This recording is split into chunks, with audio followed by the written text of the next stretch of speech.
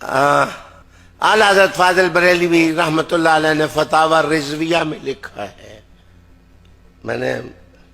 ویسے میں اعلی حضرت کہتے ہوئے مجھے تکلیف بہت ہوتی ہے، لیکن میں کہتا ہوں اس لیے تکلیف ہوتی ہے کہ ابو بکر صدیق کو ہم کہتے ہیں حضرت ابو بکر، عمر کو کہتے ہیں حضرت عمر، عثمان کو کہتے ہیں حضرت عثمان، علی کو کہتے ہیں حضرت علی، حسن کو کہتے ہیں حضرت حسن، سلمان فارسی کو کہتے ہیں حضرت سلمان، عمار ابن یاسر کو کہتے ہیں حضرت عمار ابن یاسر، اور مولانا شاہ احمد رضا کو کہتے ہیں اعلی حضرت. ذرا دقت ہوتی ہے کہ بڑے قافلوں سے کسی کو بڑا کہنا ہو.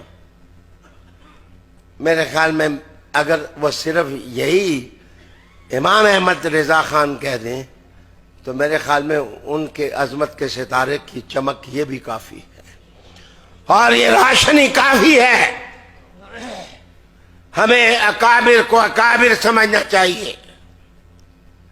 ہمیں اپنی زبان کی پھسلنے اپنے اکابر کے لباس پر نہیں پھینکنی چاہیے. لیکن فتاوی رضویہ میں لکھا کہ جس وقت جعفر صادق پاک نے کہ سب سے پہلے تو اعلیٰ یہ بڑے کو بولتے ہیں، بلند کو، عظمت والے کو بولتے ہیں. تو اعلیٰ حضرت کا مطلب یہ ہوا بڑے حضرت. امام اہل سنت رحمۃ اللہ تعالی علیہ کے دور میں آپ کو بڑے مولانا صاحب کہا جاتا تھا عام طور پر. اچھا، اب یہ جو آپ نے خود ابتدا فرما دی اس حوالے سے کہ نبی کے کریم صلی اللہ تعالیٰ علیہ وسلم کے نام کے ساتھ ہم دیکھیں تو عام طور پہ حضرت سیدنا محمد رسول اللہ صلی اللہ علیہ وسلم کے الفاظ استعمال کیے جاتے ہیں، یا حضرت سیدنا ابو بکر صدیق رضی اللہ تعالیٰ عنہ، حضرت سیدنا علی المرتضیٰ رضی اللہ تعالیٰ عنہ، سب کے ساتھ حضرت کے لفظ استعمال کیے جاتے ہیں، اور اعلیٰ حضرت کے ساتھ جو ہے وہ اعلیٰ حضرت کا لفظ ہم استعمال کرتے ہیں. تو اس پر بعض لوگ اعتراض کرتے ہیں کہ آپ نے اعلیٰ حضرت کو یہ سب سے بڑا دیا، یعنی دیگر کو تو آپ فقط حضرت کہہ رہے ہیں، اور جب امام اہل سنت کی بات آتی ہے، امام احمد رضا کی بات آتی ہے تو آپ اعلیٰ حضرت یہ کہتے ہیں. تو یہ گویا کہ اعلیٰ حضرت کو بڑا دینا ہے. ٹھیک ہے، تو یہ اعتراض بالکل باطل ہے. اصل یہ ہے کہ اول تو میں آپ کو اس کے کچھ الزامی جوابات عرض کر دوں کہ ایسے الفاظ جو ہوتے ہیں وہ عمومی طور پہ لقب کے طور پہ استعمال ہوتے ہیں. ٹھیک ہے، اور جب لقب استعمال ہوتا ہے تو اس میں اس کے یہ نہیں ہوتا کہ استغراقی، یعنی اس کے تمام افراد یہاں پر مراد ہوں، بلکہ ایک مخصوص طبقہ وہاں پر مراد ہوتا ہے. اس کی مثال لیجئے. مثال کے طور پر حضرت سیدنا حسن مجتبی رضی اللہ تعالیٰ عنہ جو نبی کریم صلی اللہ تعالیٰ علیہ وسلم کے نواسے ہیں اور جنتی نوجوانوں کے سردار ہیں، لیکن جب ہم ان کا نام لیتے ہیں تو ہم کہتے ہیں سیدنا امام حسن مجتبی. ٹھیک ہے، امام حسین رضی اللہ تعالیٰ عنہ صحیح، شہید کربلا، جنتی نوجوانوں کے سردار ہیں، لیکن کیا کہا جاتا ہے؟ امام حسین. ٹھیک ہے، امام محمد باقر رضی اللہ تعالیٰ عنہ اہل بیت اطہار میں سے ہیں، امام اعظم کے اساتذہ میں سے ہیں. امام جعفر صادق اہل بیت اطہار میں سے ہیں، امام اعظم کے اساتذہ میں سے ہیں. امام حسن بصری، امام ابن سیرین، امام مالک، امام شافعی، امام احمد بن حنبل. آپ تابعین کے نام کے ساتھ چلتے چلے جائیں کہ اکابر تابعین جو ہیں یا تبع تابعین جو ہیں یا ان کے بعد کے افراد ہیں تو ان کے ساتھ ہم بولتے ہیں امام. لیکن جب بات آتی ہے نعمان بن ثابت رحمۃ اللہ تعالی علیہ، ابو حنیفہ رحمۃ اللہ تعالی علیہ، تو ان کے نام کے ساتھ ہم بولتے ہیں امام اعظم. اعظم اور اعلیٰ کا معنی ایک ہی ہے، یعنی بڑے امام.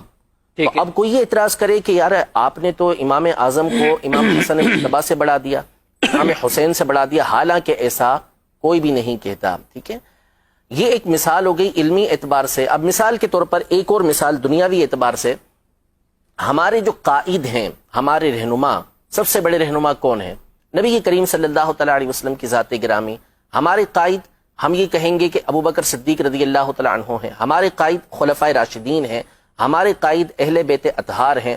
ہم قائد کہتے ہیں کہ قائد اہل سنت فلاں قائد، فلاں قائد، فلاں قائد. لیکن جب محمد علی جناح صاحب کا نام آتا ہے تو ہم کیا کہتے ہیں؟ قائد اعظم. تو کیا قائد اعظم کہ ہم نے ان کو نبی کریم صلی اللہ علیہ وسلم سے بڑا قائد بنا دیا؟ ہرگز ایسا نہیں. تو اصل یہ ہے کہ یہ جو لقب ہوتے ہیں، اس طرح کے جو الفاظ ہوتے ہیں، ان کو بولتے ہیں کہ یہ امور نسبیہ میں سے ہیں. امور نسبیہ کا مطلب یہ ہوتا ہے، جیسے مثال کے طور پر میں یہ کہوں کہ سب سے بڑے عالم جو ہے سجاد بھائی ہیں، مفتی سجاد صاحب ہیں، ٹھیک ہے. تو اب کوئی یہ کہے گا کہ کیا مفتی سجاد صاحب جن کو میں نے سب سے بڑا عالم کہا، تو یہ کیا مفتی قاسم صاحب سے بھی بڑے عالم ہیں؟ ظاہر سی بات ہے کہ ہم میں سے کوئی بھی نہیں کہے گا کہ مفتی قاسم صاحب سے بڑے عالم ہیں، بلکہ اس کا مطلب کیا ہوا کہ ہم جو یہاں پر افراد موجود ہیں، ہم میں سب سے بڑھ کر علم کے اندر یہ ہیں.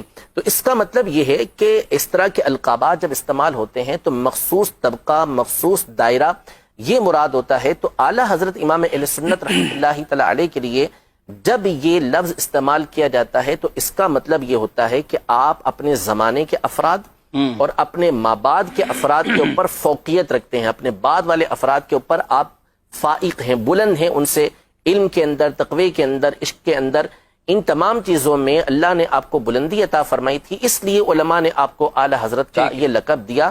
نعوذ باللہ اس کا مطلب یہ نہیں ہوتا کہ پچھلے جو بڑے بڑے اکابر گزرے ہیں ان کے اوپر اعلی حضرت رحمۃ اللہ تعالی علیہ کو فوقیت دی جا رہی ہے. قرآن مجید فرقان حمید میں اللہ تبارک و تعالی ارشاد فرماتا ہے یرفع اللہ الذین آمنوا منکم والذین اوتوا العلم درجات، کہ اللہ تبارک و تعالی تم میں سے ان لوگوں کے درجات کو بلند کرتا ہے جو ایمان والے ہیں، بالخصوص ان کے درجات کو بلند کرتا ہے کہ جو علم والے ہیں.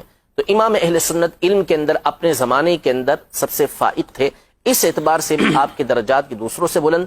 قرآن پاک میں ایک اور مقام پہ اللہ تبارک و تعالی ارشاد فرماتا ہے وَأَنْتُمُ الْأَعْلَوْنَ إِن كُنْتُم مُؤْمِنِينَ، اگر تم ایمان والے ہو، مومن ہو تو تم ہی اعلیٰ ہو. تو اعلیٰ حضرت رحمۃ اللہ تعالی علیہ کامل ایمان والے تھے کہ آپ جب پیدا ہوئے اس کی جو تاریخ بنتی ہے وہ بنتی ہی یہی ہے کہ اللہ تبارک و تعالی نے ان کے دلوں کے اندر ایمان کو مضبوط کر ڈالا ہے. تو امام اہل سنت کامل مومن تھے، اس اعتبار سے بھی آپ کو اعلیٰ کہا جاتا ہے. تو نعوذ باللہ اس کا مطلب یہ نہیں کہ آپ پچھلوں سے بھی یعنی جو اکابر تابعین ہیں، جو صحابہ کرام علیہم رضوان ہیں، ان سے بھی اعلیٰ ہوں، ایسا نہیں، بلکہ اپنے ایک دائرے کار کے اندر اپنے بعد والوں کے اوپر آپ کو یہ الفاظ، یہ لفظ جب بولے جاتا ہے تو ان میں بلندی مراد ہوتی ہے. اور لقب جب دیے جاتے ہیں نا تو لقب سے ایک مخصوص شخصیت مراد ہوتی ہے، اس میں استغراق یعنی تمام کے تمام کو گھیر لینا یہ مراد نہیں ہوا.